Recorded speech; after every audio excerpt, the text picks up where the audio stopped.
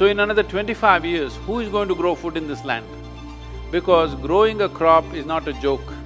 If we handle this land right, we can provide food for the entire world. It's possible to do that. If you do this, farmers will be rich and well-to-do, all this debt that is there in the banks will not happen.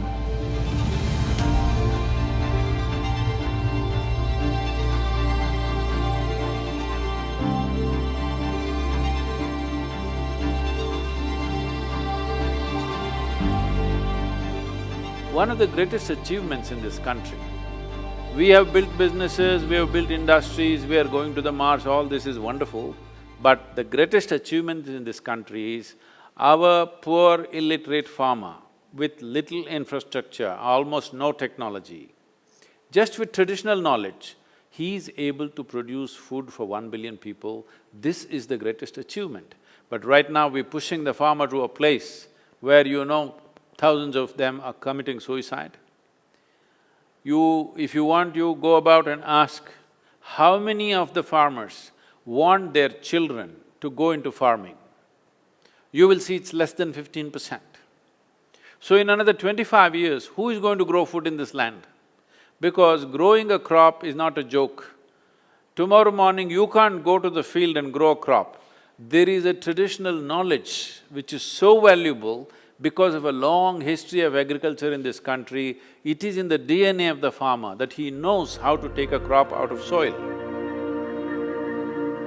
At one time, I used to farm. First time I went out farming, I just finished my graduation and I want to do farming as an entrepreneur, and I went to farm.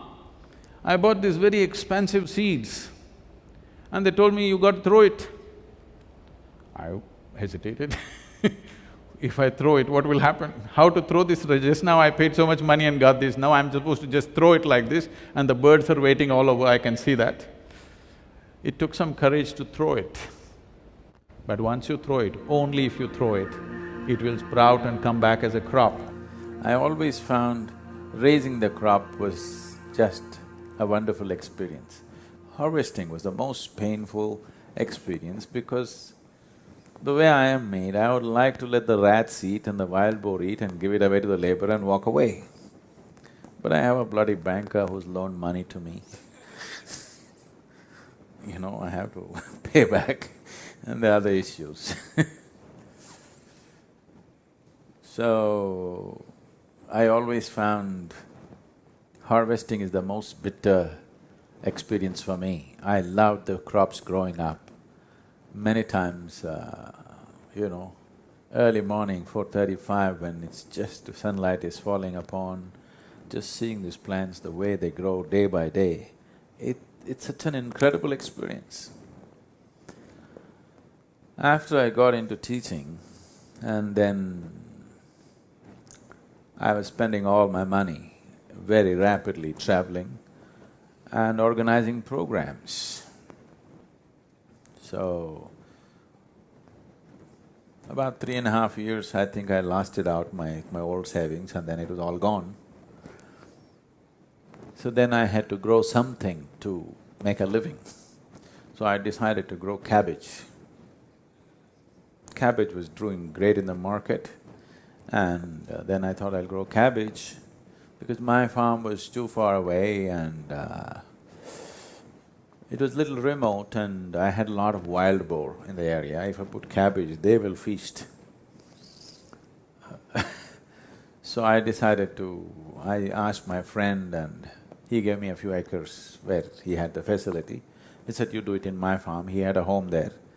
So I went and stayed on this. It's a 70-day crop, preparation and harvesting, everything. 90 days I gave myself and I said, I'll grow a crop, I'll make enough money so that another 1-2 years I can go on. So I went and sat there and I've spent all my money, so I'm really stingy.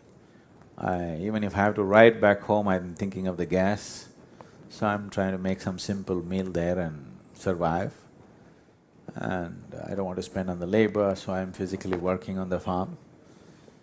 So these things, like cabbage is a very hybrid cabbage, expensive seeds they are.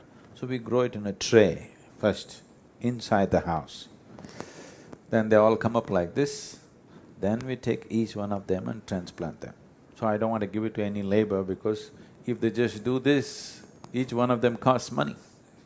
So I sit there and if you put it in the day, the survival rate will be low. So evening after sunset, I will sit down and work till 1 a.m. Planting with a torchlight. It has to be in a straight line, so put a rope to tie a string and… So did all this back-breaking work and then these things grow very fast. In about 12-15 days, they're forming tiny little cabbages. This is the month of November and Mysore is most of the time misty and foggy in the mornings. Morning mist and sunlight, I just sit there, I want to see the first light when it falls on these cabbages. It's the most incredible scene, you know. It's like almost you're delivering 10,000 babies. It feels like that, each one of them just every day they're getting bigger. And I sit up in the morning so that one thing I like to watch them, another thing, I don't want somebody to eat them up.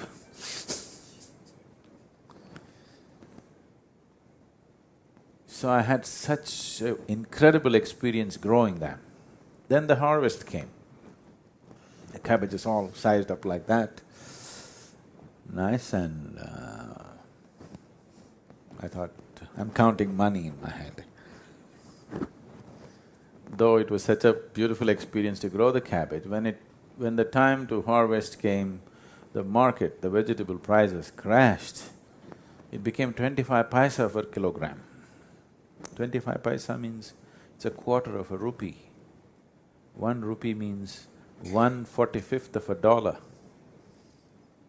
One cabbage is weighing about 1.5 kilograms, sometimes 2 kilograms, it's 25 paisa. It is not even worth harvesting and loading it on the truck because it doesn't even pay for the truck, doesn't even pay for the transport. So I sat there and as the cabbages grew, because I was living there and so I ate some cabbages. Everyday cabbage. And my father was going crazy. He's left a successful business and, you know, sitting and growing cabbages in somebody else's farm, not even in my own land. I had enough land, but because too much wild boar near my land, I went to this particular place to grow and it was closer to the city. And it was not worth it. Then one day I just saw they've ripened fully and still the market prices are no good, taking it to the market. So I just told the villagers, come and take per family five cabbages, take it home and eat it. But still there is plenty. So I just left the cattle. Said, okay, go and eat it, enjoy. I saw the cattle was so happy in their life, they had not eaten anything so juicy in their life. They were chomp, chomp, chomp, chomp, chomp, they went. Then I counted the money backwards. So I just let the cows eat my cabbages. Then I started looking, what is it that's wrong with this whole process? The land is fantastic. That part of Karnataka where I am south of Mysore, southwest of Mysore, people still live badly. It's such a fertile land, you can do anything with it, but still people still live badly because it's completely rain-fed and there's no proper practices and it's… so disorganized. If you make a good crop, there is no price. If you make a bad crop, when the price is good, it's a bad crop. It's alternating like this, between bad crop and good price and good price and good crop and bad price is a regular situation in the farming community. Right now, one reason why farming is not succeeding is soil is weak, so water is scarce. Another thing is, scale is too small to make it successful. The average land holding is 1 hectare, that means 2¼ acres per family is what we have. At this level of holding, whatever you do is going to be waste. Everybody is under loan, okay? Some 78% of Tamil Nadu's farmers are under debt. Because, I'll just tell you an example. A young farmer in our region, it's very fertile region. He has 3.5 acres. So I meet him and ask him, what are you doing for your water? What's your water source? He says he has put 9 bore wells. In 3.5 acres, he's put 9 bore wells. Because there are bore well companies which will come and promise, if you put it here, more water will come, if you put it there, more water will come. Everybody is hitting bore wells and bore wells. In 3.5 acres, maybe there is 1 or 2 sources or maybe there is no source of water. Because the scale is so small, everybody is putting a fence, everybody has a bore well, everybody has an electric connection. This is not going to work. We need the scale, otherwise it'll not work. Does it mean to say we have to take their land? No, for this we have worked out a system. I don't want to go into all the details in this, but this is what Rally for Rivers was about, how to integrate irrigation and marketing for the farmer so that his life can change. Now, one more big thing is, see, India, the latitudinal spread that you have from Kanyakumari to Himalayas, 12 months of the year you can crop. There are very few nations where you can grow crops 12 months of the year. From Kanyakumari to Himalayas, you can grow literally almost anything you want in the world. If we handle this land right, we can provide food for the entire world. It's possible to do that.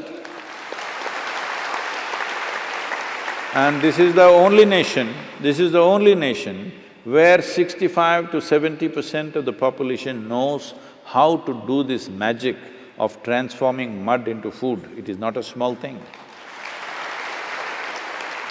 We could use that knowledge, we could use that capability, or we could make them destitute and come to cities and live in slums without any dignity, without any life to live, without any productivity, getting into crime or other kinds of things because they have no other option.